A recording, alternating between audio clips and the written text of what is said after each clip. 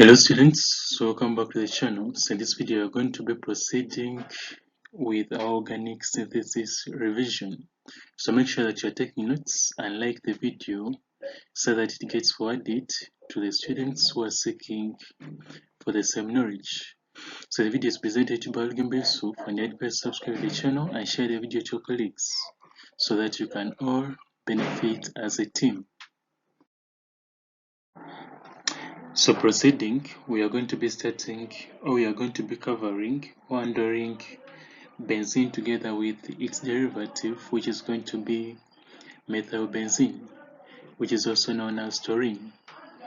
So before starting, we are going to first handle a background and a brief history of benzene.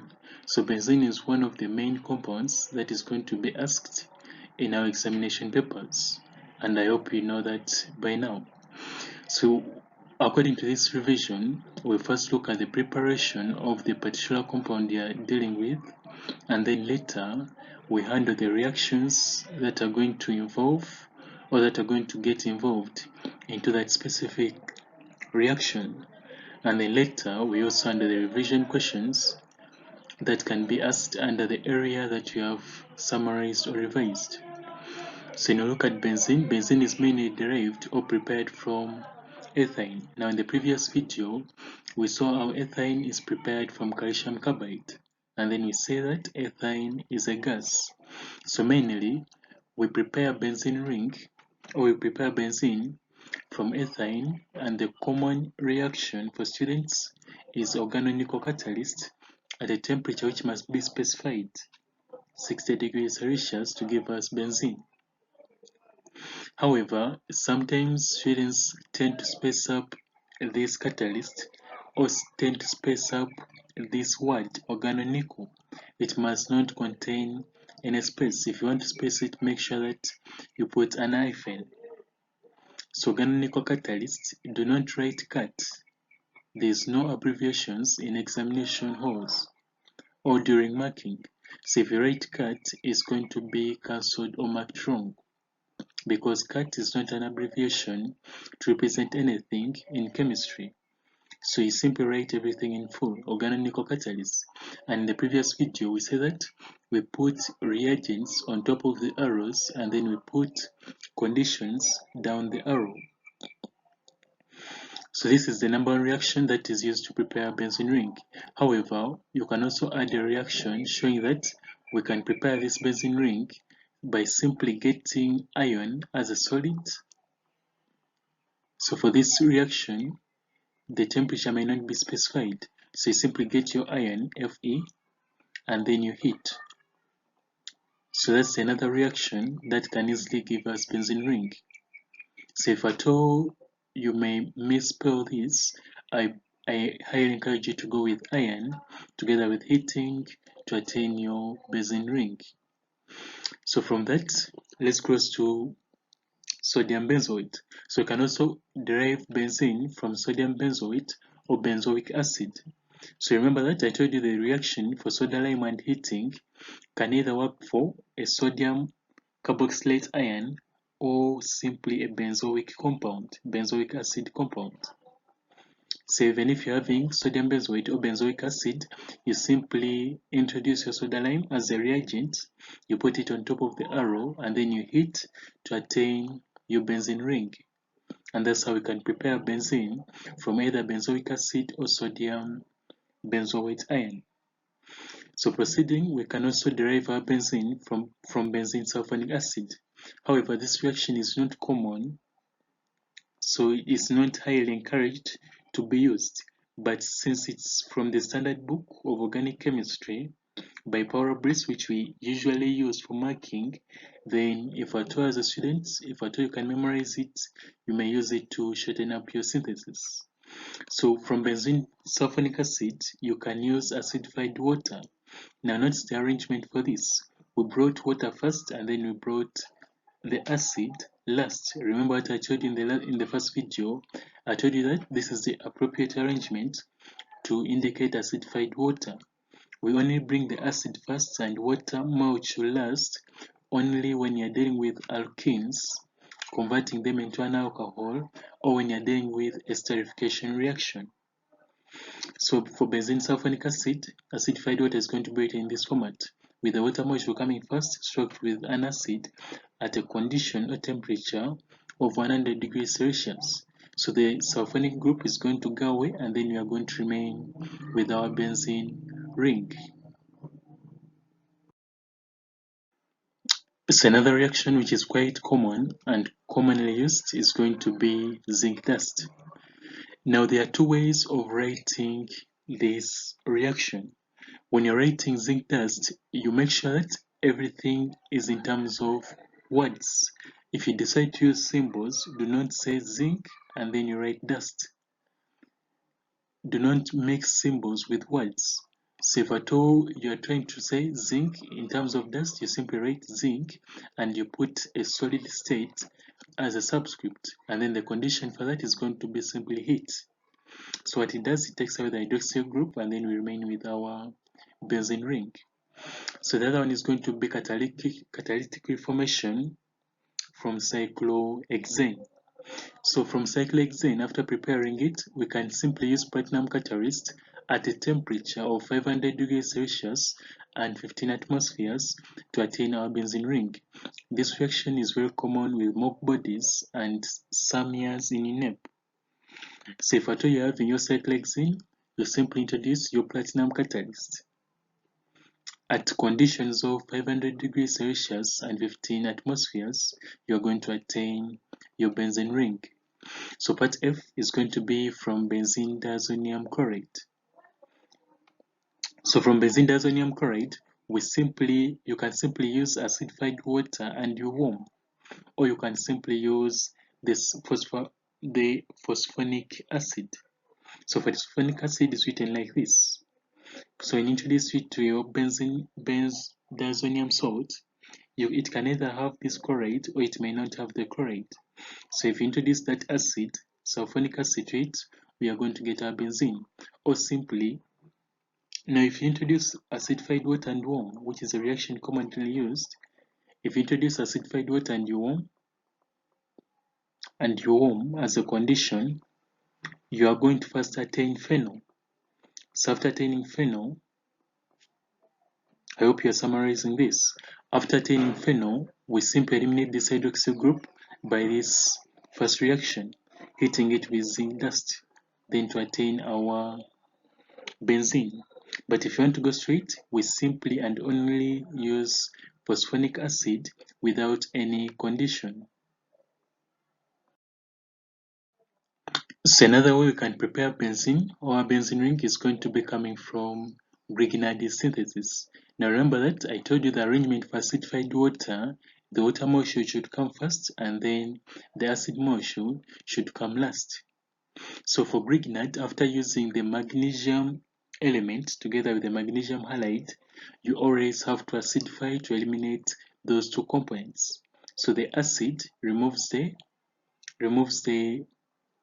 halide, and then the magnesium is taken out by the water molecule, and then we remain with our benzene ring. We looked at Grignard synthesis more in details in the organic chemistry playlist. So if you go to the reactions of benzene, now those are the 5 reactions or 6 reactions from which you can prepare benzene, and that's all you need to memorize. So now let's go to the reactions that can involve benzene. Now we have a very common reaction which is not given by majority of the teachers, which involves a reaction of halogenation. Now benzene only reacts with halogens, with 2 halogens. It can either be chlorine or bromine, but other reactions for this reaction is not feasible. So for it to react with either chlorine or bromine, there must be sunlight as a condition.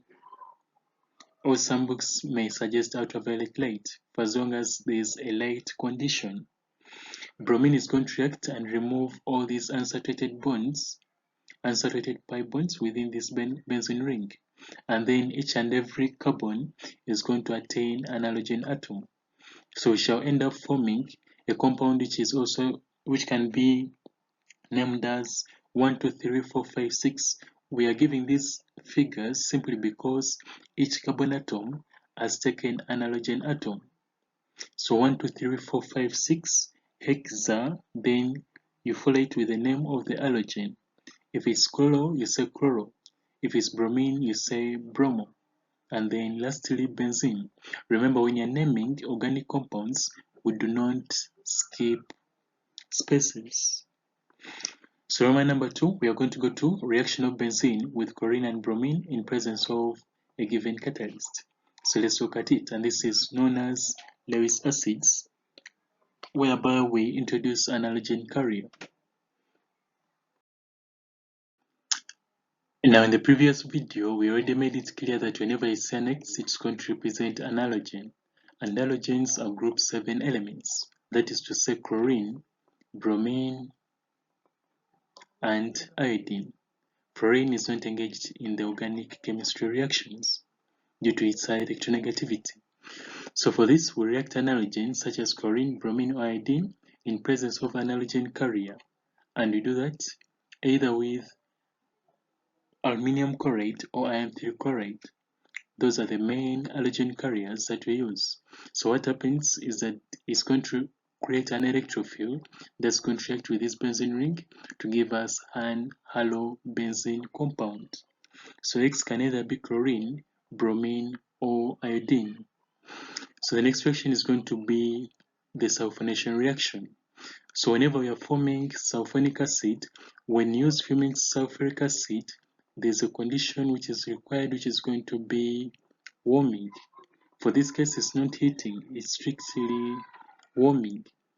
So if you use fuming sulfuric acid, the condition must be warming for you to attain your benzene sulfonic acid.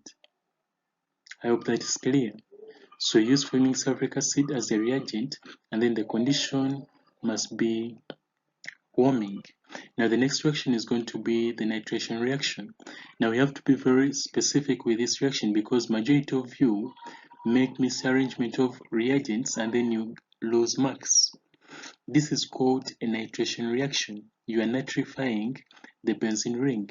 So that means that the standard reagent that must come first on your arrow must be concentrated nitric acid, simply because it's a nitration reaction. And for that reason, we put concentrated nitric acid first, and then conc sulfuric acid together with a temperature of either 55 to 60 degrees Celsius must be present. So you pick the intermediate. Majority of you have to go with 60, which is very okay, for as long as it does not exceed 60 or it does not go below 55. So you make sure that the condition for this reaction is already specified. Do not say heat. You simply specify the temperature. But it's a nitration reaction, so concentrated nitric acid must be introduced first. Now someone may ask, what about if I stroke them? Do not stroke these two. Make sure that they are on the separate lanes because each acid plays a different role. So this is going to, because concentrated sulfuric acid is going to be an inducer for this reaction to take place.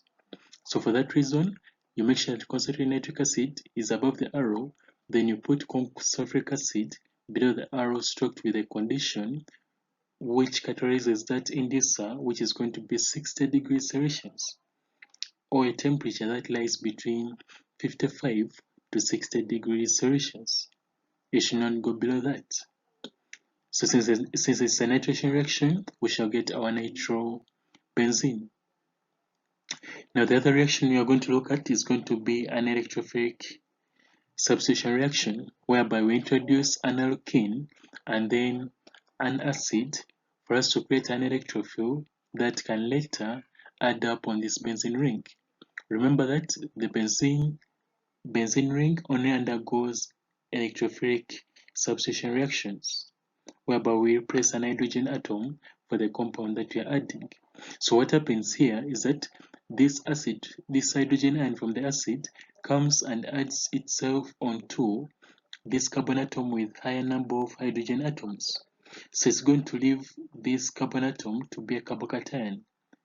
So this carbocation, to attain back its bond which it has lost, where this one used it to gain this hydrogen, it has to form a bond with this benzene ring simply by substituting the hydrogen ion or the hydrogen atom which is present on this benzene ring. So we shall end up getting a product in this format. Now the other reaction undergone by benzene is going to be a reaction whereby we involve alkylation of benzene, where we add an alkyl to the benzene ring, and for this reaction we also need an halogen carrier. Now since an halogen carrier is not a condition, there was a misrearrangement in this presentation. So we simply write our alkyl halide. It may be methyl chloride, ethyl chloride, depending on the number of carbon atoms that you want to add to this benzene ring. The X is representing an halogen atom. So you stroke it with your halogen carrier. It must be up the arrow. It shouldn't be down the arrow. And for this reaction, there is no condition required. However, some books have started suggesting that a temperature of 50 degrees Celsius must be placed. But for UNEB, this is still marked, either with or without that temperature. But it's very advisable to rate this temperature because it's very important. And books like Organic Chemistry, Principles of Organic Chemistry also address it. So make sure that whenever you are alkylating benzene, you indicate that temperature to be much safer when marking. So looking at that example involving alkylation. Now alkylation, which involves more than 3 carbon atoms, is quite tricky because we form a variety of products. So when we are going to form a secondary product whereby after this halogen carrier taking away this halogen, we are going to get a carbocation of these elements. But this carbocation undergoes rearrangement whereby the carbon with a positive charge is going to come in the middle, and then the carbon without that positive charge is going to go the other side. But notice that let's first elaborate this in mechanism. If at all we have our compound CH3, CH2, CH2 together with our halogen attached, for this case is the iodine. When this bond breaks off, this carbon attains a positive charge.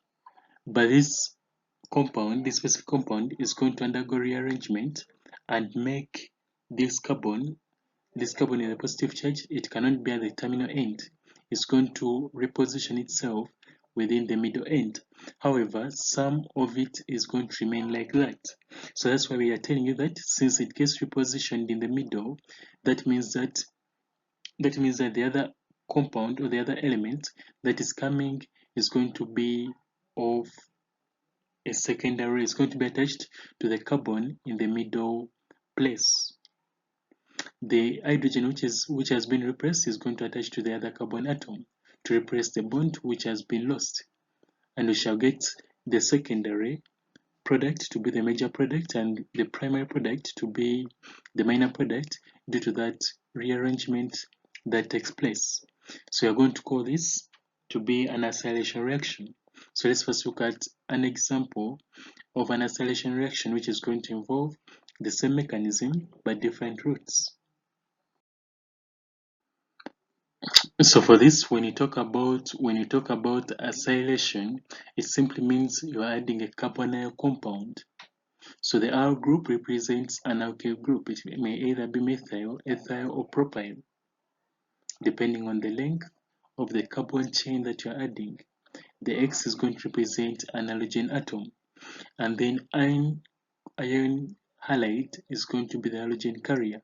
You may either use iron halide or you may use aluminum chloride. But we say that this condition must be up the arrow because it's not a condition, it's part of the reagent. We looked at the mechanism in the notes. Here we are simply making the revision. So this halogen carrier simply takes out this halogen, and then this carbon gets a positive charge, which later enables it to make a reaction with the benzene ring to give us a product of these formats. And we elaborated this in mechanism when you're taking the notes. So for this case, we are just making a revision summary. So it's another type of acylation However, this is not acylation, it was a mistake. This is called an hydrogenation of the benzene ring. Now, yesterday we talked about this. Whenever you're hydrogenating benzene ring, the temperature, the standard temperature must be 200 degrees Celsius. If you have marking aids, you have seen that in the marking aids, we do publish 200 degrees Celsius. And we tend to neglect or deduct half a mark for students who tend to rate 150 degrees Celsius. So make sure that you rate hydrogen present in nickel catalyst, but at a temperature of strictly 200 degrees Celsius. That's how we hydrogenate multiple bonds. And you have said that whenever you're writing catalyst, you make sure that you write it in full. Do not write abbreviations of CAT. So let's look at the questions of what you have already covered. Let's look at how you can convert ethene to benzene. Now remember, for us to do that, that means that you have to get ethane from ethene. And then later, we polymerize ethane to get benzene. But remember, you need to remember how to prepare alkynes from alkenes. So to do that, we need the dihalide. After that, we need to convert it into an alkyne or ethane.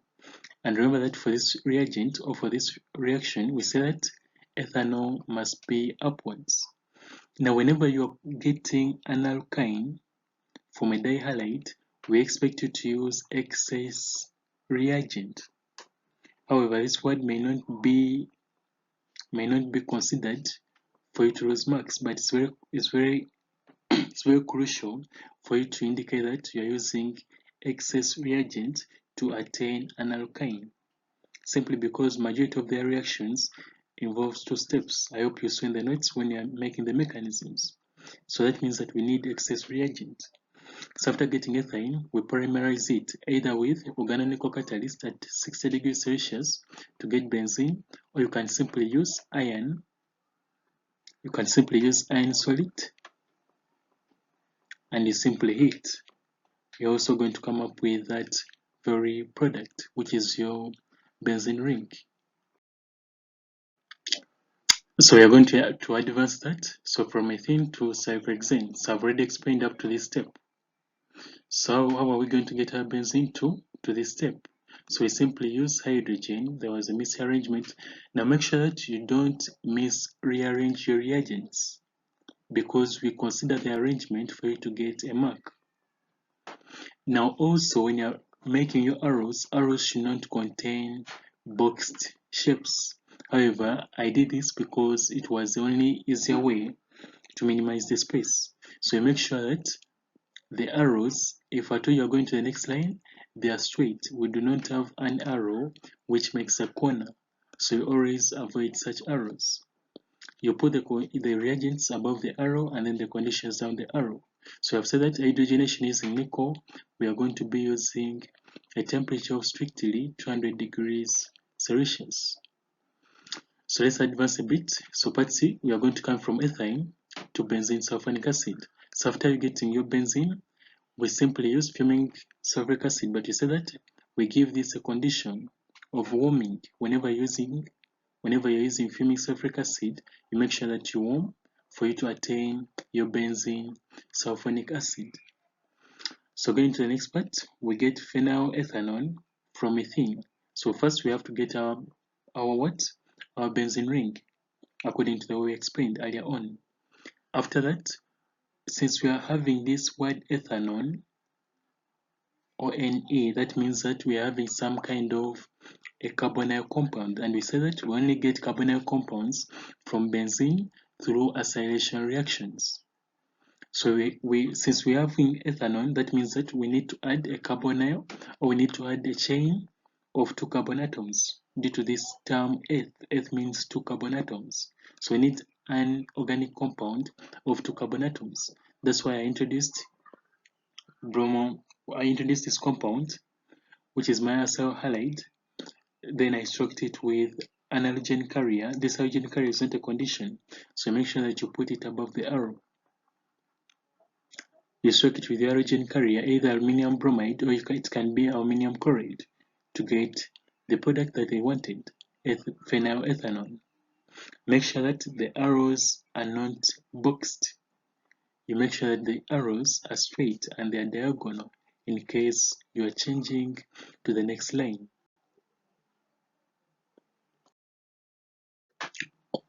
So the next revision is going to be coming from bromobenzene to ethanol. Now notice how this is combining the knowledge that we started with in the first video. So for you to carry out this reaction, you must be very good at how to convert an alcohol into an alkene, then an alkene into an alkyne. Then from there, how to convert an alkyne into a benzene ring by polymerization reaction, either using organonickel or ion catalyst. Then from there, since we are getting bromobenzene, this is hydrogenation of benzene, which I've already summarized. We simply said you need to have bromine together with an halogen carrier. Now for bromine, you may use, when you use iron, only iron, a condition of heat is required, simply because you have to first heat bromine with iron metal to get iron bromide. And then from there, iron bromide is going to react with extra bromine to get the electrophile, which is going to add onto the benzene ring to get our bromobenzene. So that's the trick. If I told you I'd use an halogen carrier of iron bromide, this heat won't be required. But if you use iron as a metal, then heat is required. I hope you understand that. So from here, we introduce our halogen carrier. Since we used iron only, we applied heat. But if at all we had used iron bromide, this heat won't be required. And remember that this iron must be up the arrow. It's only heat which is a condition. So heat must only be the one which is down the arrow. So going to part F, we are going to have propan to ore, and then we convert it to phenyl propane. So to do that, we have to convert this alcohol into an alkene. After that, we introduce a benzene ring in acidified media. Remember, we talked about this. So what happens is that this hydrogen comes and adds itself onto this carbon atom with the highest number of hydrogen atoms according to Marconi-Covey's rule. So this carbon atom gains a positive charge or becomes an electrophile. So it's this electrophile that this benzene comes and reacts with to give us the required compound. I hope that's clear, and if you're understanding, make sure that you like the video. So part G, we are going to convert propane 1-ol to benzene. So to do that, we have to first convert it into an alkene. From an alkene, now here we have to be careful. From an alkene, we want to convert it to bromopropane. But to do that, to prevent Marconi-Covey's rule from acting, to prevent Marconi-Covey's rule from giving us a secondary halide, we need to use a peroxide. Now I say that whenever you're using this, you can either specify the R, you may either say R to be methyl or propyl, or you may leave it like that. You're not going to get penalized. And then we get this. So from here, we double our chain. And we simply looked at two reactions that can double chain. So you're going to go with a sodium in dry ether reaction, but you can also opt for the other reaction in case you remember it, the zinc copper couple in ethanol, because we looked at that in the previous video. So you're going to get your hexane. Now hexane is the same as cyclohexane. Remember that when you're making the summary, we told you that for you to convert cyclohexane, you get your platinum catalyst at a condition of 500 degrees Celsius and 15 atmosphere. So the same applies to hexane in its aliphatic nature. Also here we use platinum at the same conditions of 500 degrees Celsius and 15 atmospheres to get our benzene ring, and that's how it's attained. Now let's proceed to the next part, which is going to be methylbenzene. Now methylbenzene is also known as taurine, but you're not supposed to write nicknames anywhere in an examination. Do not write nicknames anywhere in an examination. Always use the opaque names, methylbenzene. So let's start by the preparations. So just like benzene, some of its reactions are going to be the same. We can prepare methylbenzene using halogen carriers such as aluminium chloride or iron bromide with an alkyl halide. So if at all you're having an alkyl halide, both of these are reagents. So make sure that when you're making your summary, this aluminium must not be down the arrow, it must be up the arrow. There is no heat or there is no condition required for this reaction to take place. So you simply write an alkyl halide, you strike it with your halogen carrier to get your methylbenzene. But the alkyl halide that you are writing must be having one carbon atom, simply because we want to add one carbon atom to our benzene ring to get the methylbenzene. Then you can also prepare taurine using this reaction, and it's a polymerization reaction, so I wouldn't advise it to be put much effort or much emphasis on. However, some bodies may stretch it out, so I may refer to this for that correction. So going to part D, let's look at how we can prepare it from bromobenzene. Now here you need to take note, this reaction is the only reaction that can replace, actually there are two reactions that can replace halogens from the benzene ring. You either use iodomethane in conditions of sodium in dry ether to get methylbenzene, or the other reagent that removes an halogen directly from a benzene ring is going to be sodium hydroxide, but under strict conditions of 360 degrees Celsius together with 150 atmospheres. And we looked at this in details in the notes. But you need to make sure, you need to understand that the process of removing an halogen directly from a benzene ring is nearly impossible. So it's only bromobenzene that can undergo this reaction of iodomethane in presence of conditions of sodium, metal, and a dry ether to give us methylbenzene. This reaction is very important because it will save you from a variety of steps under your mechanism steps, and it will always be examined simply because it's quite tricky. Majority of you confuse this with heating with aqueous sodium hydroxide to get phenol. You will never have such a reaction. That's why we have also extended that question to the practical or to paper 2 to ask you for the elaborative explanations. When I was giving notes, I made sure that I give that explanation. So you kindly review the organic chemistry playlist for details. So for this, let's just make summaries. I've said that it's only bromobenzene that can undergo this reaction. Chlorobenzene cannot undergo this reaction. Also, iodobenzene cannot undergo this reaction. It's only bromobenzene that undergoes this respective reaction. So proceeding, let's look at the reactions that can be undergone by methylbenzene. So one of the main reactions is going to be the ortho and para positioning reaction, simply because this is an activating group. So for that, when you're having, like I said, halogen carriers must be above the arrow. When you're having such a reaction, the main major product that is going to be formed is going to be on the ortho position. Then the minor is going to be on the para position. How do you count this position? You start counting the position starting from the methyl group. So 1, 2, that's going to be your ortho. So 3, 4, that's going to be your para. But the main compound formed is going to be mainly ortho, though in some cases we shall also agree with the para positioning. Also, the other reaction, it can be an halogen, just like benzene, and sunlight, but for this we get a mixture of products. So you make sure that in case you are getting this specific product in your synthesis procedures, you make sure that it's going to be your last product. If you are continuing, do not use sunlight or ultraviolet. So if you also react an halogen in presence of sunlight, we are going to get such a compound. So proceeding, let's also look at the origination reaction. So for the origination reaction, it's similar to that of benzene. We simply use and we strictly use hydrogen in presence of nickel at 200 degrees Celsius. So hydrogen removes or hydrogenates all these or reduces all the benzene ring and removes the pi electrons within it. And then we end up with methyl cyclohexane.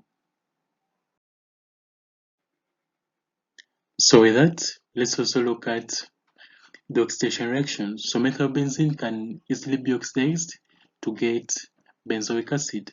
Now you need to take note that any alkyl group which is here, regardless of the length, after oxidation gets oxidized to benzoic acid. Even if this wasn't methyl, even if it was CH2, CH2, CH3, on oxidation, it gets reduced to benzoic acid, regardless of the length of the chain. And we talked about this in notes of benzene. So regardless of the chain, after oxidation, you get benzoic acid. It will be one carbon atom present, which corrects or which has the functional group. Now there was a mistake in typing here. For you to oxidize methylbenzene to benzoic acid, you simply use the acidified manganese 7 and then you heat. So to complicate this, not to complicate this reaction, we simply say that this is going to be manganese 7, which is going to be present in acidified medium. And then down the arrow, we simply say heat. So we are going to end up with our benzoic acid. So this is the direct reaction that can give us benzoic acid. Now we may also use acidified dichromate, but acidified dichromate must be in excess. So we need to say word excess simply because it's quite a weak oxidizing agent. So if you're using it, you make sure that you use excess. But if you use manganese 7 acidified, it's very okay without excess. You may simply write your benzoic acid you attain 4 marks. But someone who has used dichromate, you may be denied half a mark because for it is required in excess. This reactions is going to be in two phases. Now we also have partial oxidants, and that's going to be manganese 4 in acidified medium, and we heat. Now here we specify the acid simply because manganese 4, when you're looking at transition metals, we say that manganese 4 is an oxidizing agent. So if you use hydrochloric acid can easily be oxidized. And that's a full question in theory. Why don't we use hydrochloric acid when you're acidifying manganese 7 compounds or manganese 4 compounds? Simply because hydrochloric acid can easily be oxidized to chlorine gas, and we don't want that. So we use a stronger acid, which is going to be sulfuric acid. So it's only sulfuric acid that oxidizes most of the manganese compounds. So acidified manganese 4, when we heat it with methylbenzene, we are going to get our benzaldehyde. And similarly, this reaction requires a condition of heating. Similarly, we can also use chromium chloride without any condition to attain our benzaldehyde. So you simply get your taurine or methylbenzene, and then the reagent for that is called chromium chloride, CrO2Cl2, to get benzaldehyde. And that's all you need to attain your aldehyde from this compound. Now remember that we talked about these compounds in the organic practical summary video where we summarized all the practical lessons about organic chemistry. Now some of you are asking in organic chemistry, we shall introduce that later as we proceed. So I hope that is understood. Now let's look at the revision questions to look at methylbenzene in details and how we can use it to our advantage. So since majority of the synthesis is just joining knowledge from what you have already covered, so from this we have already explained up to that part. So here we are attaining methylbenzene from the benzene ring. So we simply wrote our bromomethane, and then we said that this origin carrier must be above the arrow. So we simply stroke it with that. It's not a condition. So we are going to get our methylbenzene. Now notice that here I used UV light simply because this is my final product. But we say that if at all it's not your final product, do not use V light. And the reason for that is because you get multiple products. So you get your taurine and then you react it with chlorine in UV light. You're going to get a mixture of products, but you rate the one which you need. So for part B, we also look at turning benzene to benzaldehyde. So after preparing our methylbenzene using an alkyl halide stroked with this halogen carrier, the halogen carrier must not be down the arrow. It must be above the arrow simply because it's not a condition, and it's only conditions that go down the arrow. So after getting that, we say that the easiest compound to use to convert it to a benzaldehyde is going to be chromium chloride. We don't need any condition for this. So simply write CrO2, CO2 to get your benzaldehyde. So from that, we also look at how we can prepare methylbenzene from bromo, or we are going to prepare bromobenzene from methylbenzene. So this is quite easy. So for us to remember that for us to get bromobenzene, we need a benzene ring. And to get a benzene ring, that means that we need to first get benzoic acid. We use soda lime to remove the benzoic group, and then later we introduce an halogen with its carrier to get the bromobenzene. So we started from our methylbenzene. To convert methylbenzene to benzoic acid, we say that you are going to use acidified manganate 7, and the condition is going to be heating. And we said it's not going to depend on the chain of the alkyl group attached to the benzene ring. Whichever chain that you're having, whichever length of the chain you're having, is always going to give benzoic acid. So after getting this, we have to eliminate this benzoic group by using soda lime. So soda lime is a mixture of solid sodium hydroxide together with solid calcium hydroxide. So you can either write them in symbols, or you can simply say soda lime and heat. So when you do that, you're going to attain your benzene ring. So after attaining your benzene ring, we heat it with bromine. You don't heat, but you introduce bromine with an halogen carrier. So for this, I use an halogen carrier of aluminum chloride. Remember that it must be above the arrow. It shouldn't be below the arrow. So you write bromine stroked with aluminum chloride to attain your bromobenzene. So with that, the other revisions are going to be quite obvious. You convert this to methylbenzene. You get ethane, you get the benzene ring, you bring in your alkyl halide with halogen carrier to get the methylbenzene. I hope you have seen how the revision summary is making the synthesis quite easy, because we are simply repeating reagents that we have been using. So make sure that you note everything down for as long as the arrangement of your reagents is in shape, because it's the arrangement of your reagents that's going to determine whether you attain the marks for that or not. So you take note of that. We have said that the halogen carriers must be above the arrow, they shouldn't be below the arrow.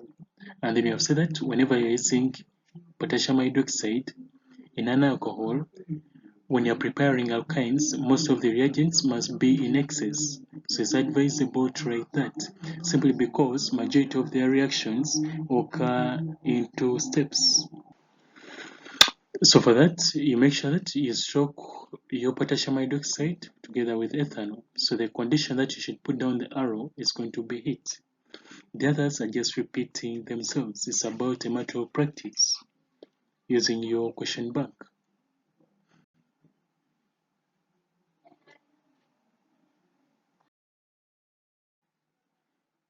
So you also pause the video and then you proceed with this. So make sure that if you benefited from this video, kindly share it to your colleagues. Make everyone pass with you. Pass as a team. And like the video if at all it has benefited you. So you address your concerns in the comment section, and I'll be basing on that to address your issues in the following or in the next video. So that was it for the summary of organic chemistry containing benzene together with methylbenzene. So in our next video, or in our next lesson, we are going to be looking at a summary about alkyl halides. We look at their preparations, we look at their reactions, and after that, we look at the applications, whereby we are going to be looking at problems we can be using to solve them according to how they are prepared and according to the reactions they get engaged or involved in.